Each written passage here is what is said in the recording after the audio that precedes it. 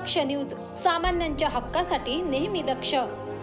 त्र्यंबकेश्वर आणि इगतपुरी तालुक्यातील झारवड ते जोशी कंपनी, त्र्यंबक, देवगाव, श्रीघाट आणि वैतरणा धरण ते जोशी कंपनी या प्रमुख रस्त्यांची झालेली दयनीय अवस्था, मोठमोठे खड्डे आणि वाढत्या अपघातांच्या पार्श्वभूमीवर नागरिकांनी अनेकदा पत्रव्यवहार, निवेदन आणि आंदोलनांचा मार्ग अवलंबला, पण सार्वजनिक बांधकाम विभागाने वर्षभरात फक्त आश्वासने दिली।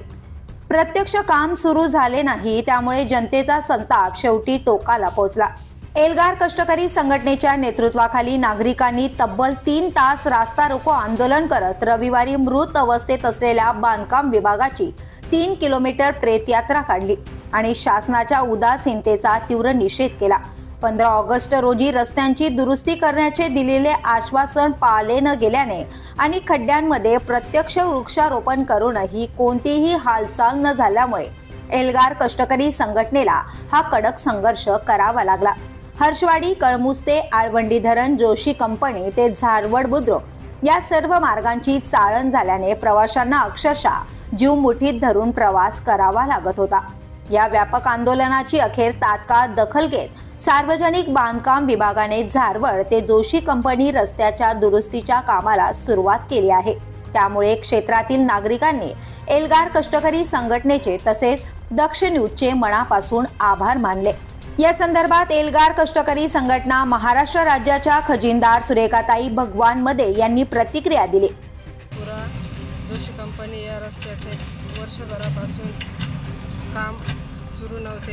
एल्गार कष्टकरी संघटनेच्या माध्यमातून वर्षभरामध्ये अनेक आंदोलने करण्यात आली।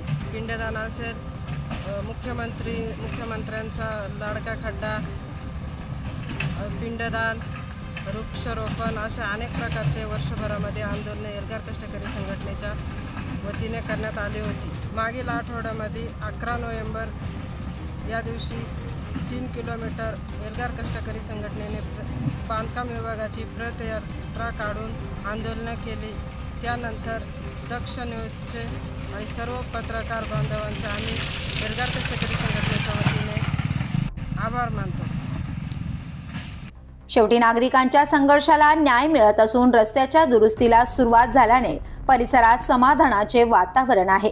एल्गार कष्टकरी संघटनेच्या सातत्यपूर्ण लढ्याचे हे मोठे यश मानले जाते। प्रभाकर गारे, दक्ष न्यूज, त्र्यंबकेश्वर।